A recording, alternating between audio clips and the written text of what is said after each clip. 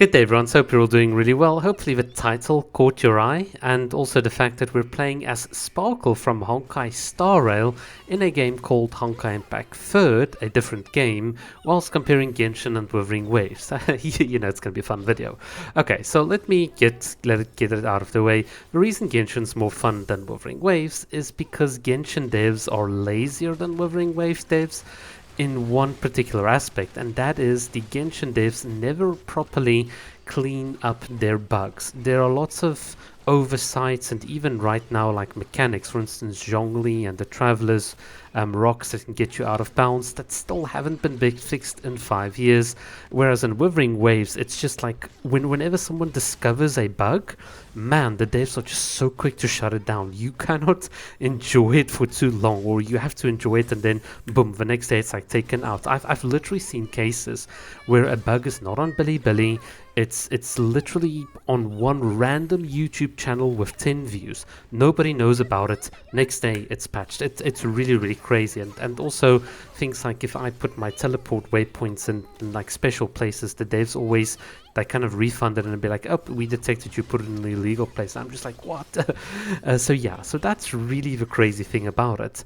Genshin in and of itself is always busy with something else in the background. They're either cooking TCG, Milliastra, giving you a little bit of exploration, and that's the thing. It's not always that fun. Like once you've done pretty much everything, stories, endgame, etc., you kind of are stuck in the endgame loop, and very often the thing that burns players out is the fact that they can't reimagine their playtime. They can't re-experience different things on their own terms, and that's kind of very, very important. And this is why things like glitches are so much fun, because they allow you to play the game in a bit of an unintended way. And apart from the hilarity of TikTok videos and all of that, it's just a good way to keep the longevity going. For example, you can see in the background, this glitch has been fixed, but I can play as Amith whilst infinitely flying in Wuwa. I'll have an upcoming video about this in more detail, but it is so cool because I can re-experience a region in a way that I could have never done so before, which is just awesome. Or take, for example, the other very, very fun bug that's been doing the rounds recently, and that is where you can play as the samurai character Yuki. You can get on a motorcycle, which is the big exploration thing in Wuthering Waves. And one of the crazy things is when you go near the out of bounds area, typically the game starts behaving in a bit of a different way. They kind of want to take control away, but through a bit of careful timing, you can actually just get your character on a motorcycle and now infinitely start slashing with her skills in the air. So you have a samurai riding on a bicycle doing air slashes, which is the most absurd and fun fantasy-filled thing that a guy like me loves.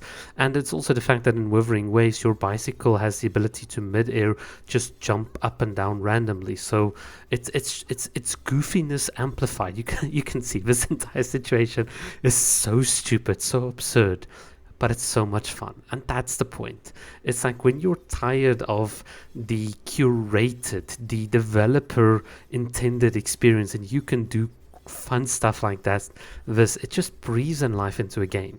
It just makes things fun. It just makes you want to play the game again. And obviously we know these glitches and stuff are short-lived, but it's just so cool. And I think that's the problem with Wuthering Waves. I'm having fun. The next thing it says, oh, you need to restart your game because of an update. I restarted and then everything's taken away. All my fun is gone. And that's at least the one thing that Genshin allowed us to do.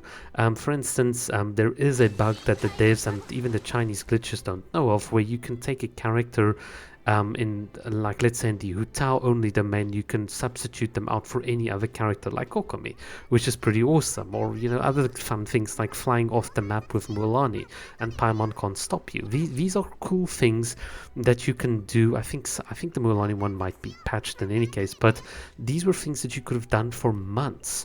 and it was just so much fun because you can just do crazy things. And for me, still to this day, the craziest glitch that I kind of quasi discovered and almost leaked on my channel is the ability to randomly teleport within reason inside any domain, any area, which means you can do incredible out of bounds exploration and take photos. This is the type of fun on my terms that I want, and I think that's where Genshin really shines. And it's just because their devs don't really care about the fact that you're having fun, whereas the WoWa devs are pretty much on the ball. So that's kind of the one area where Genshin, admittedly, vacuously, if you want to put it like that, actually does have an edge over Wuthering Waves. Look, both games are good. I enjoy both games. I think that's why I do silly comparisons like these, because in a certain sense, games are about fun. They're not about tribal wars, and I wish more people, especially online, could just understand that. It's all about all of us having a good time.